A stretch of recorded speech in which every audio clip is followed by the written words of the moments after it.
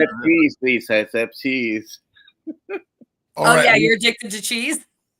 One. All right. Okay, everyone. We are live. Kiltz Mighty Tribe, Instagram, Dr. Kiltz, and YouTube, Facebook. We have the real Dr. Nelson Vasquez and Coach Lisa, all the way from Arizona. Yes, in Arizona this morning. And Dr. Nelson from beautiful downtown. I'm in Central Florida. Central Florida. And Kiltz is actually going to Mexico today. And I'm not sure what my next 5 days is going to be yet, but we got Dr. Nelson to help and welcome everyone. Just write your questions. And Lisa and Nelson and myself are talking about eating disorders. And I think we're just plopped in the middle of the opium den, and then we're told we're the problem. You want to comment on that, Dr. Nelson? I guess there is some truth to it. Sometimes once we realize we're in the middle of something, maybe it shouldn't be there, like you say, because you're bombarded with all these things that are not real food, and you walk into a supermarket and 95% of the stuff, especially if it comes in a box, a bag, or a can, is mostly ultra-processed foods. But yeah, I think you can be even after you've opened your eyes, you can have some addictive behavior towards certain things. And I really haven't dealt with any strong issues like that myself. But I don't know. I was just reading something about food addiction, for example. I wouldn't call it food addiction because we all have to eat food, but sometimes it's mostly carbohydrate addiction, sugar addiction. And there are some people who develop some eating behaviors that are not healthy. Let's put it that way. I'm trying to be more. So yesterday I met with my own personal carnivore doctor, and we were talking about this exact subject. And I have a daughter who is 95%-ish of carnivore. Yet there's still this, like, a little bit of alcohol, she's in her 20s. There's a little bit of sugar, and we find a way to justify everything. Like, oh, they're in their 20s, they're partying, they're at college, that's what you do. You're a businessman, you go out. He was referring also to officers and firemen. You work, and then you get together, you go to the river, you have booze, you hang out, you eat foods. But these guys are like top notch. We were talking about Kenneth. These people are top notch responders in the world, right? And yet a lot of them end up on the alcoholic side, not necessarily non-functioning, very high functioning and doing fantastic. But there's this alcohol there. There's a sugar there. There's cardiovascular problems. There's fatty liver / cirrhosis problems, kidney disease. All of this goes back to a habit that was formed via emotions in reward as a child. So I think most of our behavioral issues, which lead to addiction issues, started in a chemical imbalance back when we were like 1 to 3 years old. I mean, how many people have a picture of their first birthday and their face being in that cake with all the icing, and all of a sudden it's like heroin, and you're just like, oh my gosh, that's so good. You didn't even know it was good, but you knew it was something different than what you had had. And then it's like all the studies, Dr. Nelson, which you're a doctor, obviously you're going to, follow in on this, and I'm not, is a rat in a cage or a mouse will always go after cocaine every single time. It will never run from cocaine. That is what sugar is to humans. That's what happens to our brain. And there are studies that show it lights up the same exactly the same center, reward centers than the drugs, the sugar, and the other substances. They they do light up the same reward centers. Are we not our environment? And the problem comes in the modern civilization. We've been plopped in the middle of a heroin den. And so now, remember, we're born into this world as infant children, and the masses of the prophets have civilized us in a bread and beer environment. And our ancient brains want that in order to survive. And so ultimately, you must change your environment in order to get to the next level. So isn't it true? All we need to do is trash our environment, get rid of it. The problem is, if you send me to a standard school, when I went to junior high school, Thomas Starr King, back in Los Angeles, back in the 60s, yep, it was a Shake Shack with they had an apple machine, but it was all about pastries and shakes and chocolate milk and all these things. And the cafeteria was full of this same stuff. So we're blamed for the problems that actually civilization created thousands of years ago. I agree with that 100%. And I come out of LA as well. And I have several clients that are previous elementary, junior high school friends that have now, they've hit the age of menopause. They've got obesity, things that used to work don't work. So they've come on board as clients. And we sit and we talk on a regular basis, Dr. Kiltz, with that cinnamon coffee cake that used to be served. It was freaking to die for. It was so good, right? The orange juice, the chocolate milk, going to the dairy store and getting those fudgesicles, hitting the razzle-dazzles and all of the candy that was offered to us.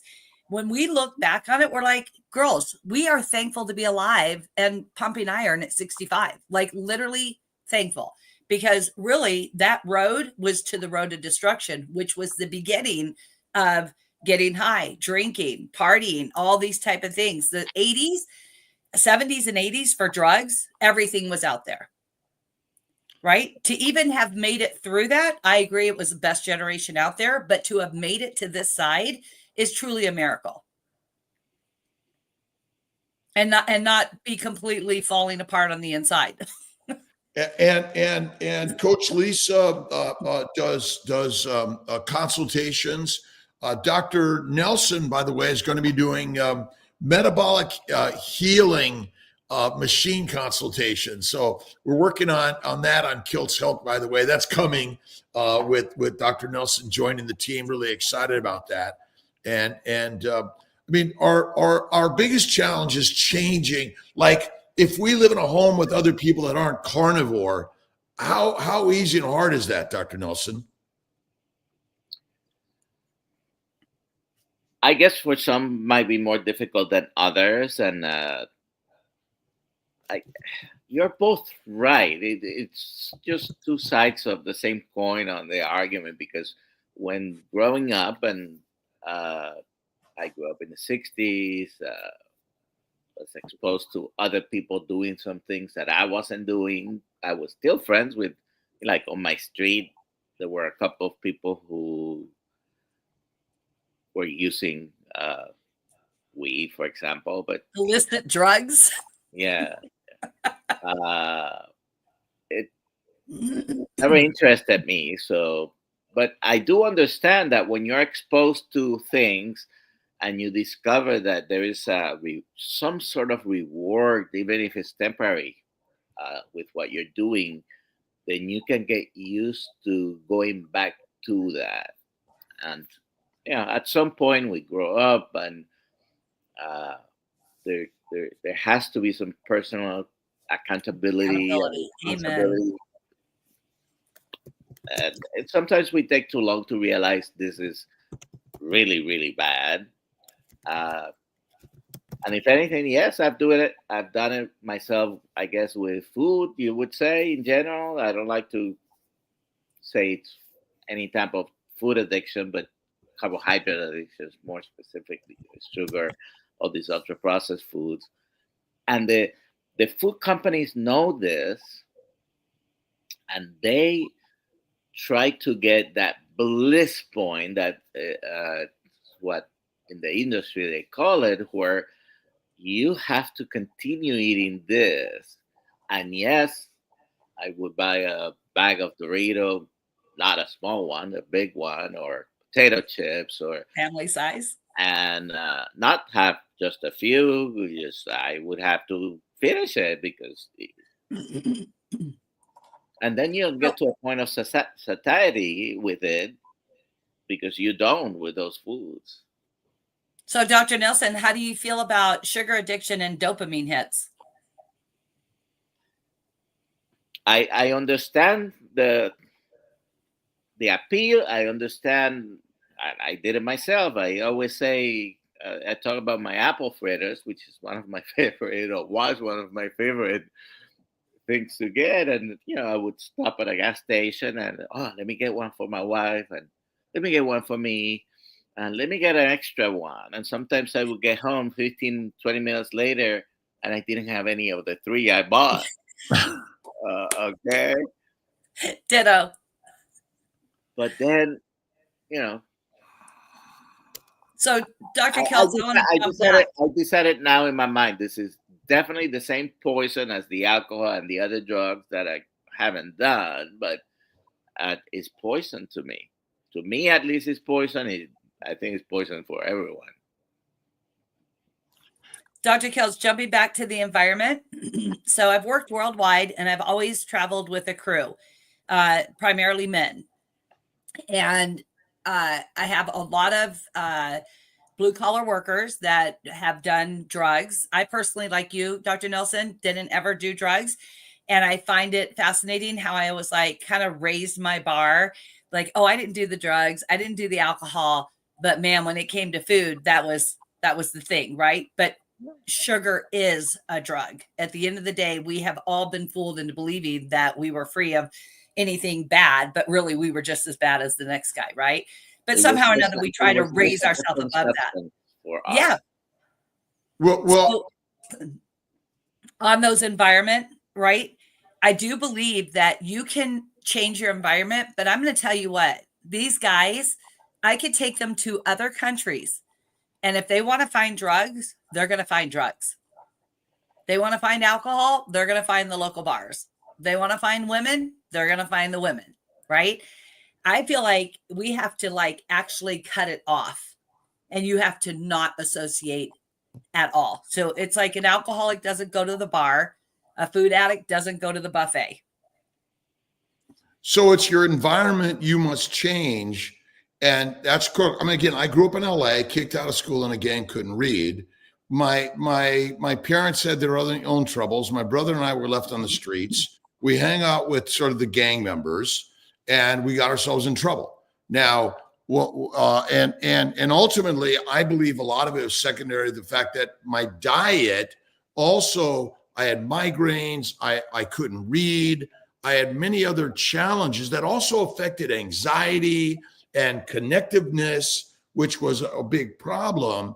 And so the hardest part for most of us humans is we're living in a world of a plant-based, low animal fat diet. Plus, I didn't really, I mean, I didn't, there was alcohol, there was marijuana in my neighborhood. And so I wasn't free of that. I didn't do it very often or very much. I was reasonably strong. I know there was a lot of kids in my neighborhood doing sniffing glue. I mean, there was real. I mean, this is the sad part, and a lot of it is because we don't have role models to sort of help us anymore. And I was watching a short on Instagram where I'm going to give you $50 to stand in this square for 8 hours. And then it slowly rides up until the day you retire, but you've been in a box. And so we're in a box. And I think what we're helping people do, Dr. Nelson and Coach Lisa, is you got to break your box and you have to find a new box to hang out in. And I think that's what this is really all about, a new box to hang out in. I would agree with that. Henceforth, why you and I both have tribes. Like-minded people, associate yourself with it. But this goes back to another situation, which you brought up, is how difficult is it to stay steadfast in your walk, in your constitution, when you live in a household full of people that want to eat carbs and have dessert, and they're just not going to go carnivore? How hard is it? And this month on one of the challenges that we're doing is like, are you strong enough to love you? Are you strong enough to do what's right for you, no matter what the environment is doing? And that comes back to three things. You have to suffer and have enough anguish and enough pain to say, the buck stops here. I'm not doing this anymore. And then you kind of move past it and you find the right box, right? You find the right area to start thriving in. The second thing is you have to get to a point that you are able to stand up and be, as Dr. Nelson said, your self-advocate and accountability. You have to be able to say, this is it. I'm done. I'm not just doing it because I don't want to be rude. Oh my gosh. The three of us, we all grew up. If somebody said, your mom made this food, you didn't dare make a face or go, I don't really want that. It was, you eat everything on your plate, or you can spend 3 weeks in your bedroom. And so eventually for me, my mindset began to change. And as you change the mindset, that's why just hanging out in a new tribe will help you build the mindset that you are a mighty leader and you can make the changes even in that environment. But what you know is you have to go out into solitude on the journey. You have to get out of that. And I think that's one of the things that is so powerful. Because in standard medicine, Dr. Vasquez, I know that, when we work in a standard medical practice, what is the push? Just see more patients and just keep rolling.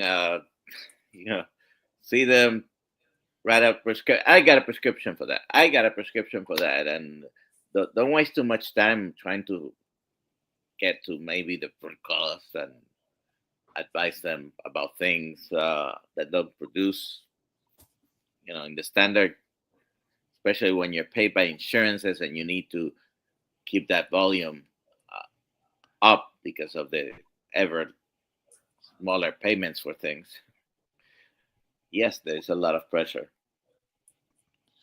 It's keeping up with the Jones, as I said, but in modern medicine, we went into medicine to help people, and we were taught the differential diagnosis, the art of differential diagnosis, and then picking and choosing which drug to give. And Lisa, tell us how you approach someone with a medical health problem. First of all, most of you know that I absolutely attack the liver first. I do believe in chemical imbalance in the brain. And I know if our hormones are not coming out of the liver and it's running sluggish, it's almost like, I say all the time, I see our bodies as a vehicle. And if we're in traffic and we don't have the proper fuel, we stall out. We can't get over a couple lanes to get to the exit to get off. Our brain literally is not functioning properly. So when I look at this and I have somebody come in and they're like, no, you just don't understand. You don't understand, which goes back to your statement about 30 seconds ago, is how does a person become strong enough to stand up for themselves when for years they've been weak? For years, they've depended on that relationship to other humans via food, right? It's just via food. They don't even know each other, but they hang out because of food.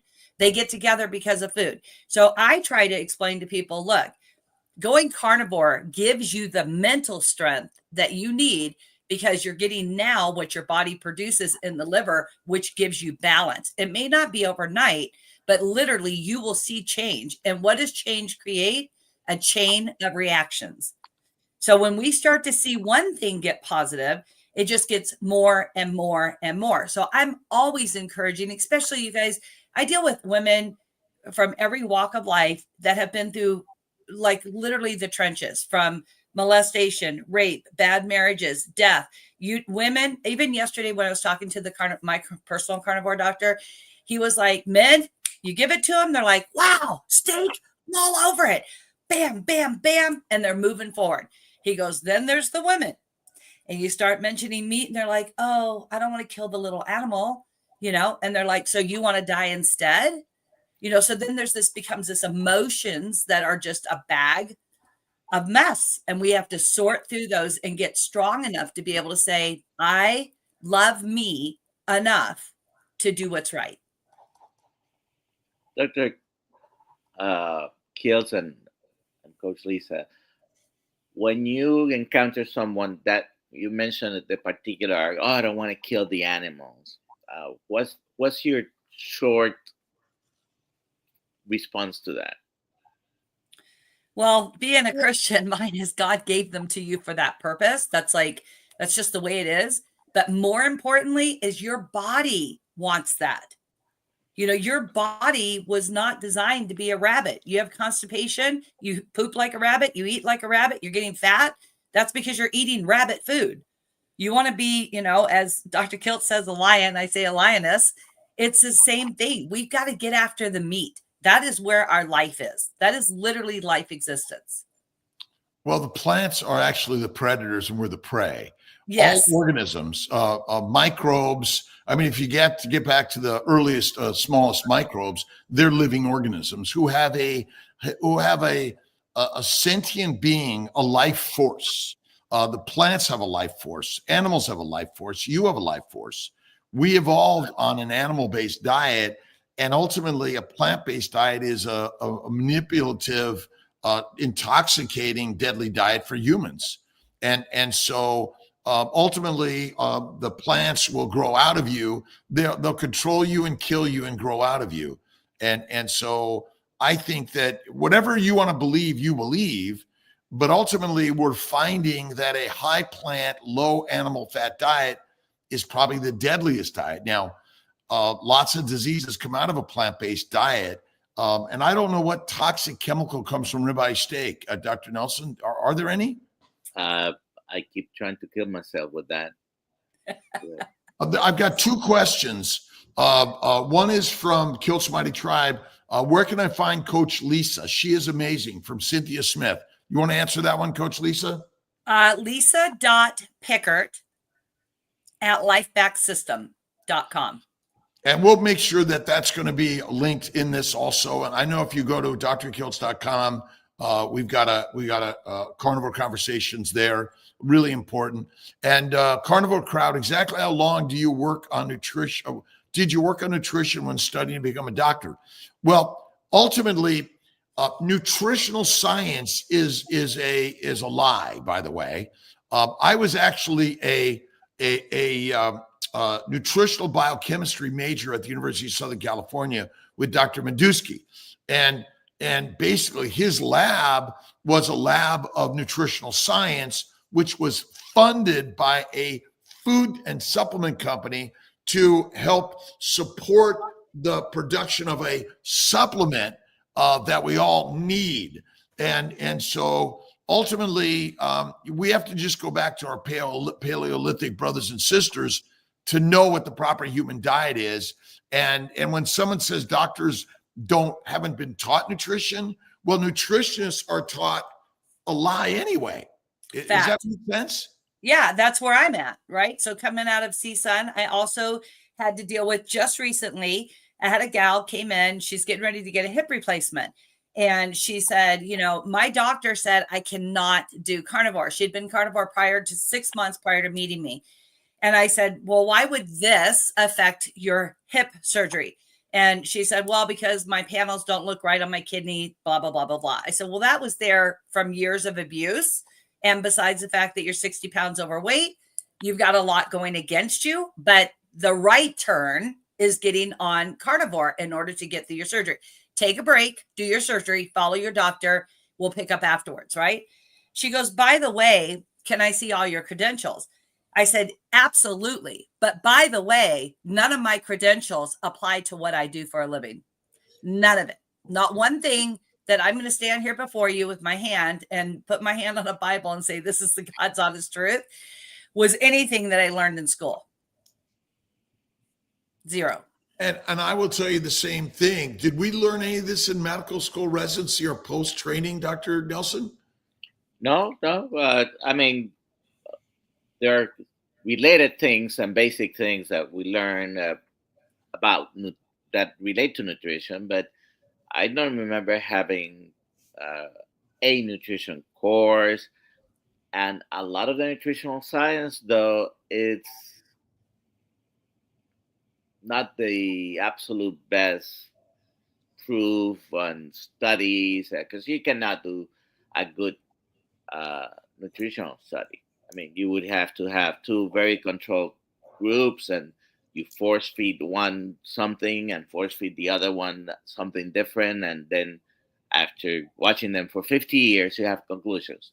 There's no way of doing that. Exactly. And yesterday, Dr. Kiltz, the doctor who I work with, Dr. Eric, he literally said the exact same thing. I go, look, there, and I'm a person who my brain wants to find cures. I want to be a problem solver. And he said, there is absolutely no way, zero, to do a study that would show carnivore is the only way. Now, he, his wife, his 3 children, carnivore, been carnivore their whole lives, so on and so forth. And I said, but there's got to be. Let's take, 2,500 people, take them off everything and give them Lion's diet for 30 days and then add things back in and let's see what happens. He goes, but you can't do it because each individual is individual and they're going to come with baggage. So you're not going to be able to do that. I said, we can do it. He goes, no, you can't. I go, yes, we can. I want to figure out a way to do that study. But Dr. Nelson, you're right. Like literally my brain doesn't want to believe you, but it is true. It would be almost impossible to show the cell rejuvenation from the nutrients inside a beef, not even lamb, elk, deer, just beef. It would be almost impossible unless you did do a force feed. And ultimately, I would say, I don't want to see another study. Science is a bunch of snake oil. Agree. And it's the stories that we've been evolving with that have created humanity. And all the major creations of mankind are not because someone studied it, it's because someone did it. And then they learn from what they do.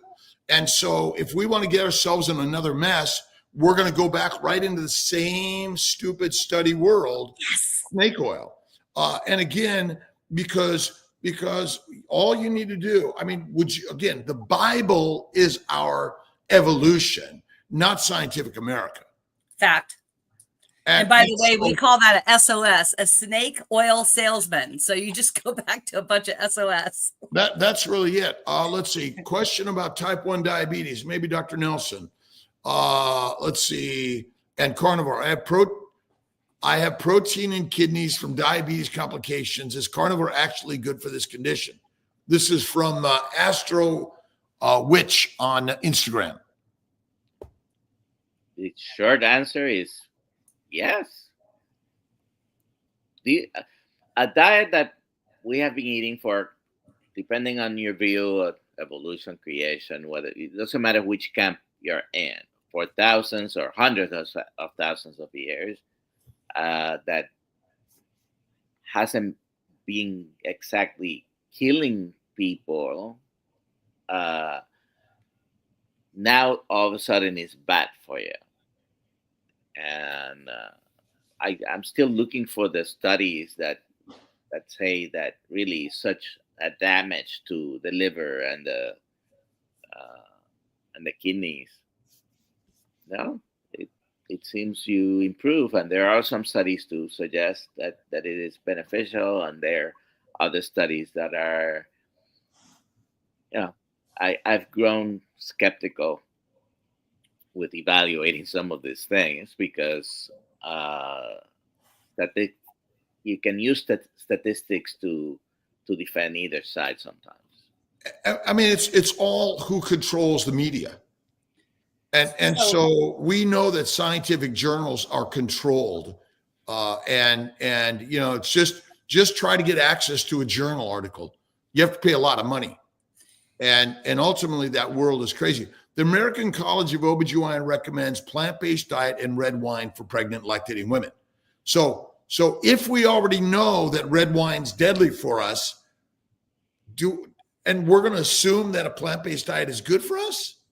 Yeah. So yesterday, it's funny we should be talking about protein. I just finished an entire protein study for the last 4 weeks. And then, of course, I took my study back to Dr. Eric and I said, what's your take on this? And he goes, look, every single human being would be individualized on the protein of their kidney. But there has never been kidney failure that came from protein. Never. Not one case documented. Well, let me just, so number one is nobody eats protein. You either eat plants or animals. Correct. So we have created this nutrient facade. Okay. So you either eat plants or animals. And so there is true that lean meat is toxic for humans. Yes. And so let's just say that's a low fat diet. Correct. And so let's just say it's a protein centric diet. So focusing on protein, I think, is wrong. Again, it's back to nobody eats protein. You either eat an animal or you eat plants, or maybe you eat something in between like mushrooms. Or Kiltz's ice cream. Or Kiltz's ice cream. So in truth, there is such thing as protein poisoning, plant poisoning, but is there such thing of fat poisoning? No, the wrong fats, yes, but not the good fats. We could convolute our liver with bad fats. I spent 16 years making compound proteins out of plants because a plant is insufficient when it comes to protein. Where if you're looking for a protein-based diet, it's not even protein. It's literally the nutrients inside your branched chain amino acids inside your liver is what it needs. It's these amino acids that's coming from the beef. Meat. Yeah. And so it really is. We just have to change our language in this keto carnivore world to simplify it. How much protein do you eat? Nobody knows that answer. That's another fictitious concept.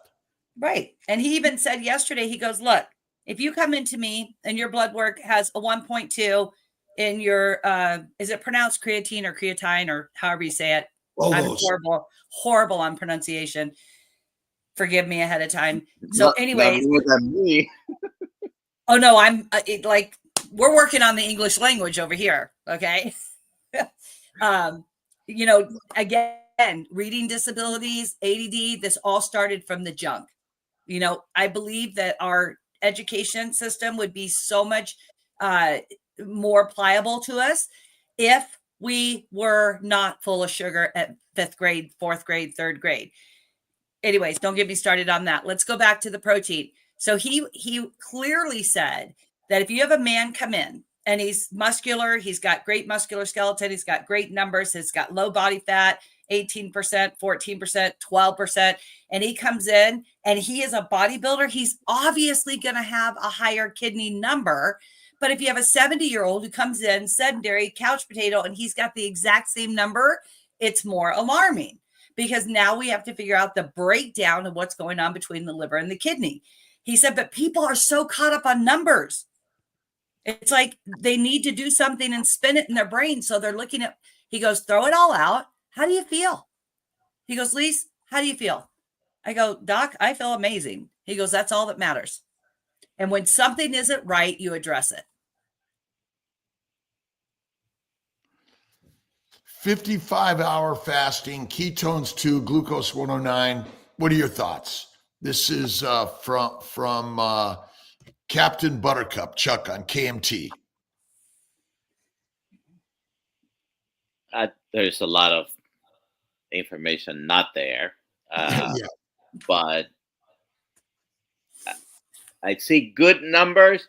Could they definitely after that many hours? I would like the glucose to be lower, below 100, because you've gone already 2 days plus without consuming anything, which implies you still have problems with these words, insulin resistance. Yeah. But still good. You're producing ketones. That tells me you're on the right track. Were they worse before? Were they better before? Uh, Now I am on day what is it? Today's Tuesday, so 16 days without using any insulin. My fasting blood sugar was 86 this morning. Yeah. Uh, Carnivore. I did ketones this morning as well. They were low. I'm having trouble bringing up my ketones, but I've been doing carnivore for 607 days now. And if you want to talk numbers, it, once you're fat adapted, it becomes, I think, a little bit more difficult to raise those ketone numbers. But those are good numbers. Just stay consistent. And those are good. And so I really believe that our ketones will go up and down. And a lot of it has to do with the amount of fat in the liver, because ketones are made from fat in the liver, and they release acetyl-CoA, which becomes beta-hydroxybutyrate, and it circulates that way, gets to the cell, it's converted back into acetyl-CoA. If it's in a fat cell, it may be converted back to fat, but it usually is going to the mitochondria where it's making ATP, CO2, and H2O. And By the so, way, the only thing I've done, not the only thing, but the thing I've done, I increased my fat intake a little bit. So yesterday I had about 150 grams of fat trimmings and 2 burger patties, 75-25. That's all I had yesterday. So my blood sugars have been better. Not need for insulin because I don't produce that much, but hey, I'm happy with it. here's the Dr. one. Kiltz, Yes. how often or how many times or what does your life look like with ketones? Do you monitor? Do you check? I don't weigh, I don't draw, I don't blood pressure measure. I don't do any of those things. Have you ever checked ketones? Yeah, I have. And at the time they were high. I do a 5-day fast. In one of my 5-day fasts, I checked, ketones were high. My glucose was 50, my insulin was less than 2, and I felt fantastic. And it was just sort of, again, my experimentation a little bit, but I don't measure that because it's irrelevant. I have never, not Yeah. one time, checked my ketones Yeah, I don't, or my glucose. I don't think it's important. I agree. So and someone says I don't know if it's proper carnivore, Peter, on I sort of do as my body tells me to do. And that could be snake oil too. My body says eat, my body says do this. The mind is the master, which you have That's right. to really, That's right. and that's where coaching and a community are really good. And someone that, and I know Dr. Nelson, can you tell us a little bit about your 21-day course with Dr. Boz? She had asked me to audit her course, and so I did this at the end of January, beginning of February, and it's a great course if anyone is looking for some extra help. Dr. Boss, you cannot not find her on YouTube if you're looking for. She's amazing. Yeah. She's a rock star. So it was very good, and it just reminded me about a few things I've slacked off in doing, and I'm still on a journey, like many people here.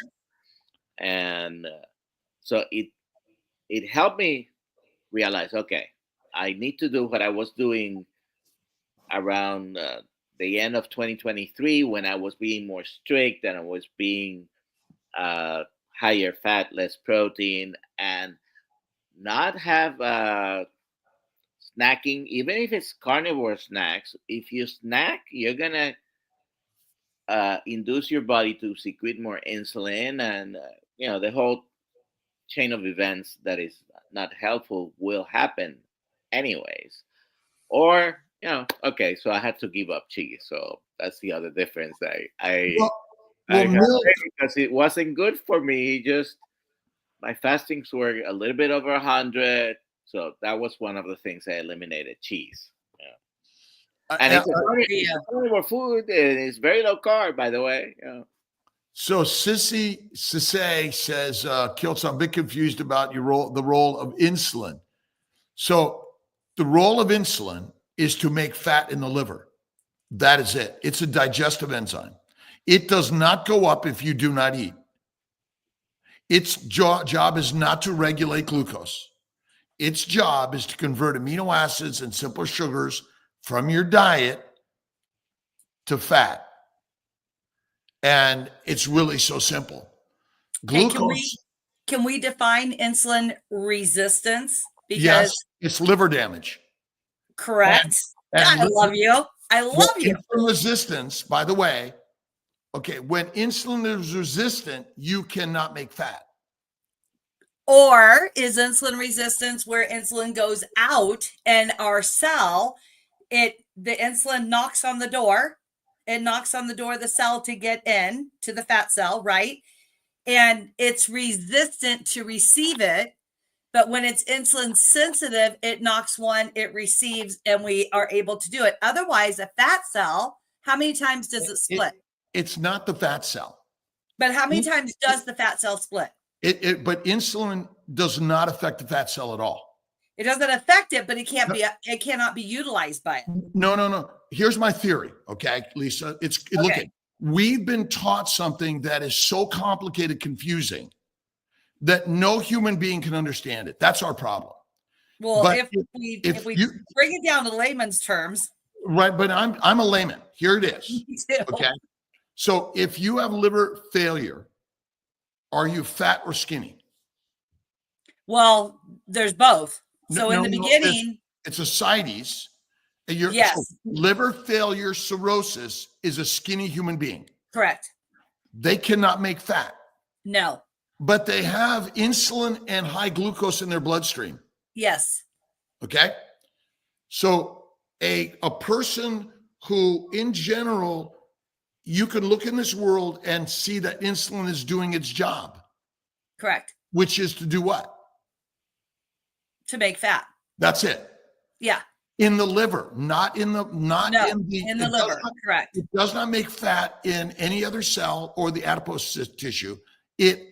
Fat is made in this liver and it's shipped to every cell of your body. Yes, that's exactly what I was saying. Okay, so that's the simple answer, because insulin resistance, there really isn't. It doesn't exist. No, and I struggle with the whole terminology because I feel like we just named another baby, right? And now we all want to go, oh yeah, that's what I have. We want to identify to it.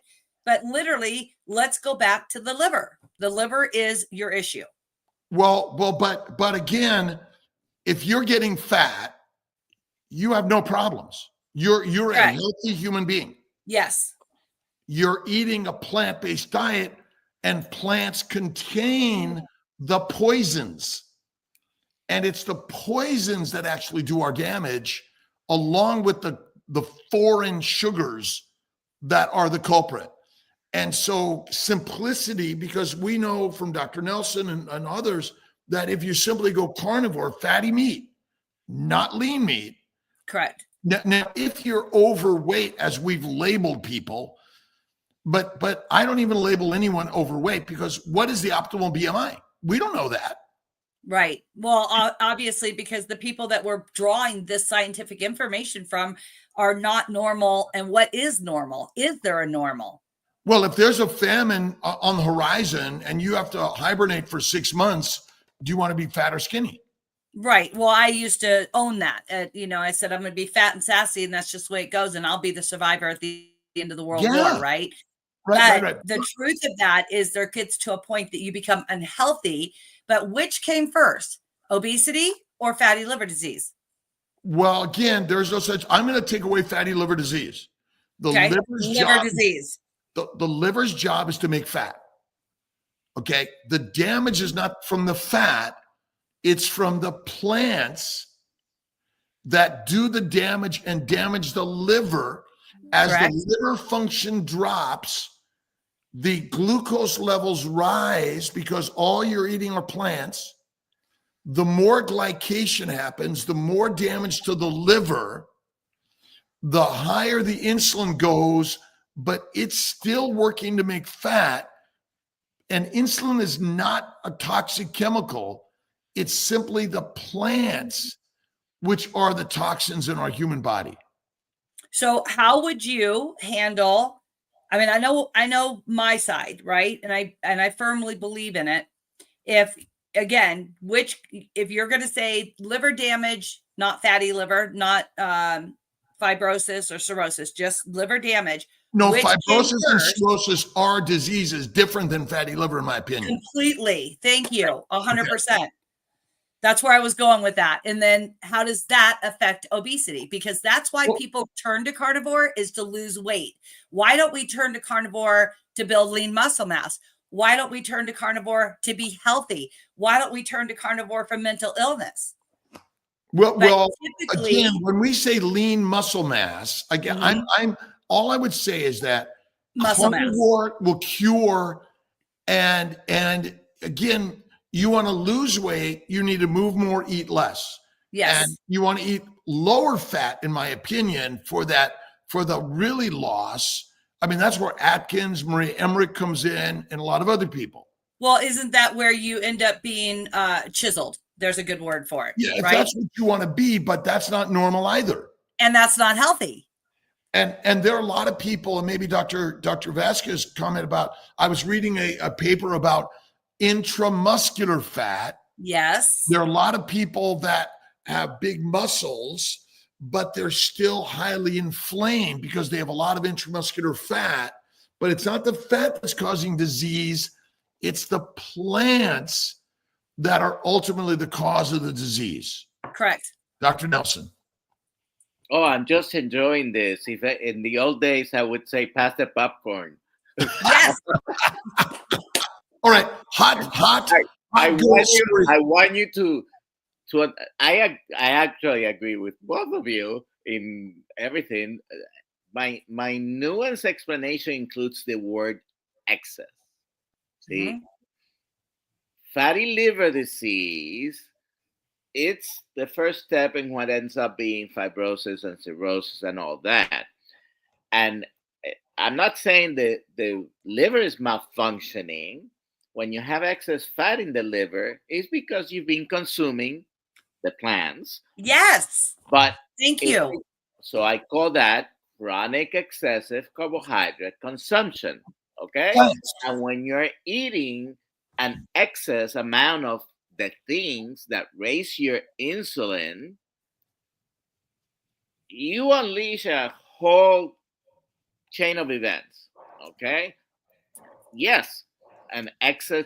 I think the matter with the weight is at some point excess weight is not good for you, but it's not the weight that's causing the whole slew of problems. Is whatever was causing and whatever you're eating that's causing the other medical problems, it's also causing the obesity. So I don't view it as trying to treat obesity or trying to treat the liver so it functions better.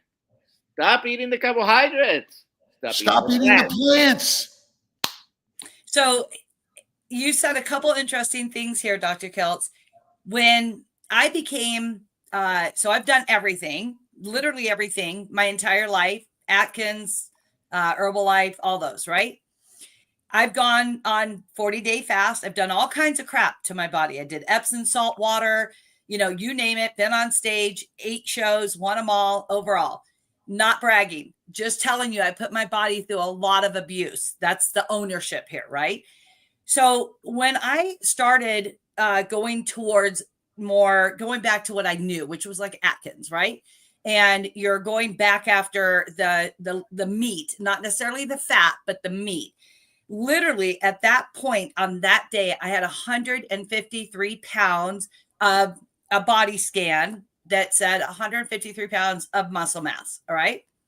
That muscle mass was not lean muscle mass.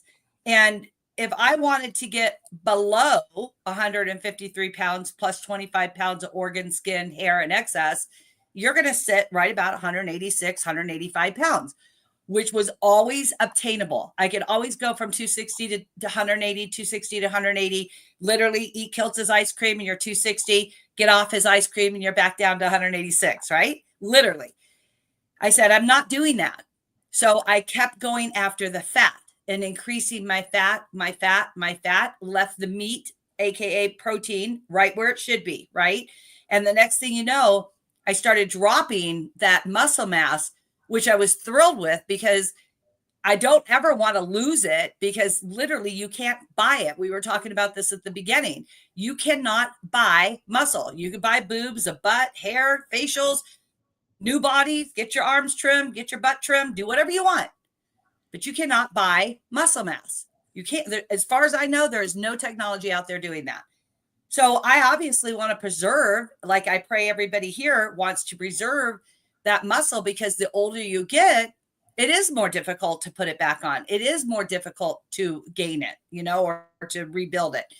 So when I hit 125 pounds of muscle, I was so excited because now if I stack my other on top of it, my organs, hair, body, skin, excess, I'm going to be somewhere about 150 pounds. I'm anywhere from 145 to 155, depending on how much Kiltz ice cream I've eaten any day of the week. Literally feel amazing. 65 years old, training like a beast, feeling mentally stable for the first time in 40 years. That's huge. And it's literally because of the nutrients out of the beef. And throw that plant away. We're not eating it. But we can't live without it. We don't want it. No, but we can't live without it. True. We are alive because of these organisms. Plants. And so we must honor plants. Mm-hmm. And small amounts of plants infrequently are part of our evolution. And so what we're saying here is that it is true you can eat some plants, but would you eat this plant, Rob? I might eat a dandelion, but I'm not sure I'd eat that one. No, right. And their colors and things like that. But plants are meant to be ground, soaked, fermented, cooked, and raw. It's more toxic, where meat is more marvelous in the raw stage because cooked may damage the cells. Can you grab that question, Dr. Nelson? So From Stephanie Boyd. You should get a fasted insulin test if you're on carnivore. If you want to measure, and you listen, I'm preparing something that is going to include high levels of insulin. And the theory, of course, is most chronic non-communicable diseases are probably related to the chronic excessive carbohydrate consumption and high levels of insulin. If you're doing carnivore, you're feeling great, then you don't have to measure. But if you're trying to attack or resolve a particular metabolic problem, whether, long list of things, but most has to do with sugar, then let's measure the insulin. And if it's high, then what's the best way to lower those? It's cut the carbohydrates, include time-restricting eating or fasting, and it's going to come down. There's no question about it. It's going to come down. Fat and fasting. Eat the fat and fast. I mean, those are really the most important things that we do. And so if I eat 3 meals a day from the day I'm born to the day I die, is a 1-day fast really a fast? No, because there's still food in your gut being sent to your liver. And so it's never really a fast. True fasting is an empty gut. That's why when people talk about fasting, usually they like to go at least beyond 36, 48 hours, and you got there to the fasting because your gut should be basically completely empty after that. Just But so but if you're on a standard diet of carbs or plants, there's a lot of It's not fiber, gone that fast. and it's a full gut. I mean, when I operate Right. on people, I see their gut and their colon is full of food. A question, one of the but questions, it's good for you. yeah. By the way, Stephanie was posing apparently a hypothetical question, and if it's abnormal, well, most people who have been doing carnivore for a while, I doubt it that they're going to have high levels of insulin. There's probably going to be normal. But if you're eating lean meat and 2 to 3 meals a day, and when someone says fasting insulin, a lot of people will call the next, so don't eat all night. They draw your morning blood sugar before you eat, an insulin. That's what we in modern medicine call a fasting blood sugar or insulin. And it's really cumbersome to the. It's a complex thing because insulin changes as much as blood sugars do, and as much as cholesterol is not static. All these things are not static. So we measure them one time fasting. That's not the whole story. So the best way Correct. to measure insulin would be to do a 5-hour glucose tolerance test, measure glucose and insulin at the same time, and see the patterns and all that. It gets complicated. If you're eating a truly carnivore diet, your insulin levels probably, now depending how long you've been doing this, because if you have accumulated 40, 50, 60 years of eating the wrong way, don't expect overnight to have great numbers, right? Work on the liver first, right? Heal the liver, critical. That's Thank where you, guys. and fatty meat come in. Remember, when you eat fat, it does not go to the liver. It does not require the liver. Get your body in motion. You will never, ever, ever see a healthy body that's not in motion. Motion is motivating. And I should say that's another thing I've been doing this past few days, which is it's a complex issue, but I've been incorporating some more activity. Let's put it that way. Good. Motion is motivating. I think that's one of and listening to Dr. Nelson and Lisa, we're motivated. And that's why we're all here this morning. I know it's 5 a.m. My brother in California, it's 2 a.m. And my brothers and sisters, around the globe. Question from Hot Girl Cereal. Is someone who suffers from secondary amenorrhea because of anorexia heal with strict line diet? I'm on the way since 2 months and did 2 full meals a day. I don't count any proteins or grams. I eat lots of that. That's about it. So, Lisa. Been there, done that. And yes, you will heal. Here's the deal. And this is straight from a doctor's mouth yesterday. It's not even 24 hours old yet. There is some damage, and I believe Dr. Nielsen will agree with this. If you have gotten to a point that there is damage that's irreversible, you still have to keep going and be the best you can be from that point forward. But there's always hope for the kidneys and the liver. And if you have hope in your liver, if you've got, some functioning, you have the ability to get life from the organ of the liver. But if you don't take care of it, you're going to end up getting sicker. And carnivore cures. Scleroderma, Dr. Nelson. This is from AM4NDA. Testimonies on scleroderma. What is scleroderma, Dr. Nelson? It's an autoimmune issue, and you can really lump, other. I'm going to have 99% of the doctors, if I say this, upset, but you can lump all autoimmune diseases together, really. All immunologic disorders, right? Yeah. Do we have any studies that carnivore will cure scleroderma or any other skin condition? I don't think there are many, if any, out there. But most autoimmune issues will improve we measure titers of antibodies, and they're different antibodies, but you're, for the most part, getting rid of inflammation, which is causing your body to react and produce the antibiotics. And yes, it should get better. And it seems to do get better. And do I have a specific explanation for it, or how it works, and in detail which cells do? No.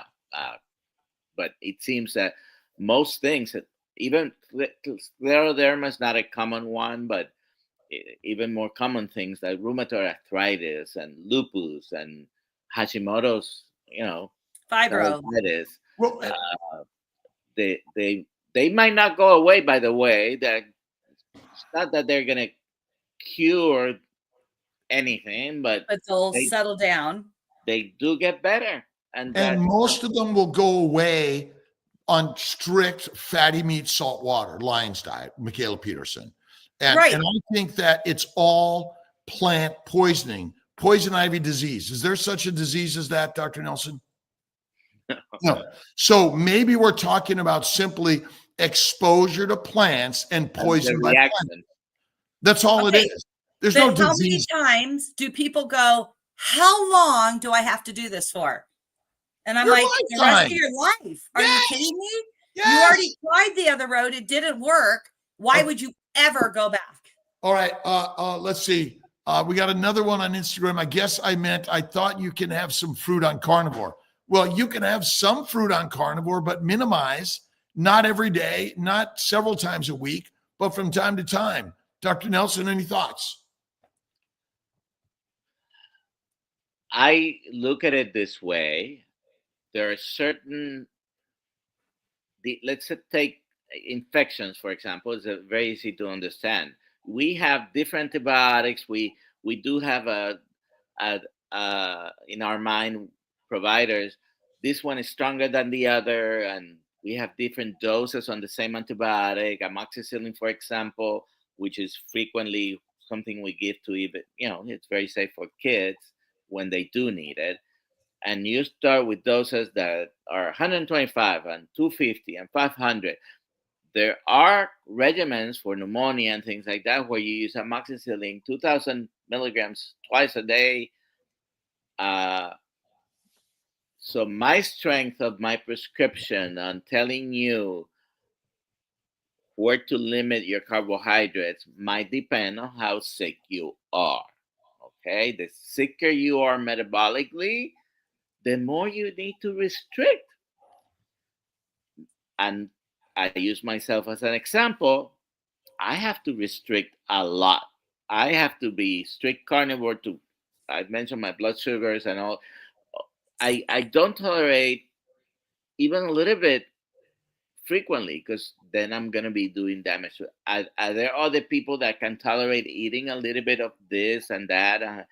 Let's say if you eat whole foods and you tolerate eating some fruit, then do it. If it's not causing any damage to you, I think most people will do better if they don't. But if it's not causing any damage to you specifically, that. Although the damage of cancer, hypertension, and stroke are things that happen urgently, and ultimately, are you reading my medical history? I mean, ultimately, we don't know, but we can. I mean, obviously, everyone's got to measure their own risk and things like that. But a real carnivore diet, bacon, really fatty meat, salt and water. But some people, I do some Kiltz's ice cream, bacon, eggs, butter, beef, and salt. Eggs, I think we'd lump in is okay for most people, but some people don't tolerate them. Is that right? Correct. All right, we gotta move on because I've got to get to another meeting.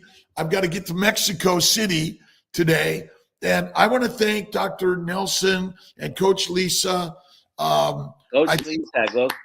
We want to thank you guys, Dr. Kiltz. Thank you for providing this opportunity. Where can we find you again, Lisa?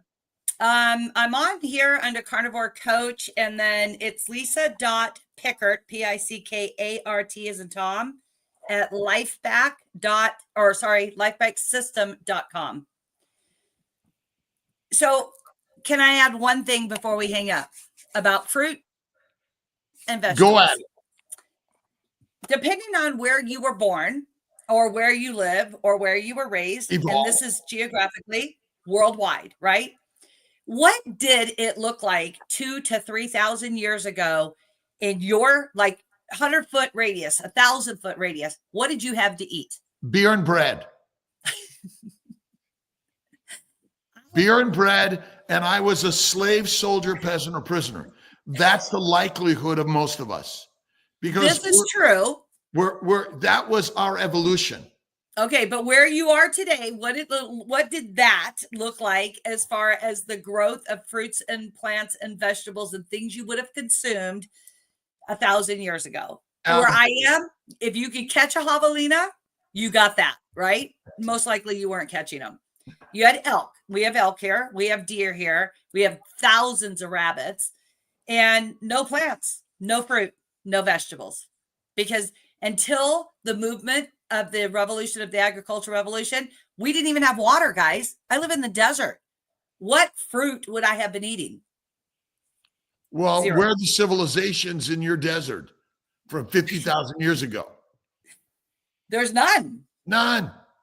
That's what I'm saying. And if I did have, let's say I tried to grow corn, the flipping monsoons would have washed them away and blew them away. So there would have been no corn, right? And you had to travel, 150 miles by foot, which took you 6 months. So translating to current situation for most people, we didn't have access to Walmart 365 days a year, 24/7. Okay. We might have had some fruit. I grew up in Puerto Rico, the tropics. We do have fruit more frequently and more seasons, but it's still, there is nothing I would have had access to 24/7 year round. So eating a little bit of this or that in season was very different to today. You go to Walmart every single day, there's apple. How is it possible that there are apples every day? He's out. We love you, Dr. Kiltz. Right, love you guys. You Thank you, everyone, for getting up with us. Being here. We got the amazing Dr. Nelson, the amazing Dr. Coach Lisa, and I will see you, I don't know, tomorrow, the next day, but I think I'll be here tomorrow. Hey, say a prayer for Alia and her kids that she gets better, you guys. And also remember to get up and move that body today. Get up, show up, and never give up. You got this. Go to drkiltz.com and become part of the Kiltz Mighty Tribe. It's free. You have no excuse. And then you get to Lisa and everyone else. And we got to get to Amy about maybe coming on also this week. And Amy Perrin, that is my fault. Brisket Boomers. Thank you, brother. All right. Love you all. Love you all. Love you too. Take care. Bye. Peace out. Bye.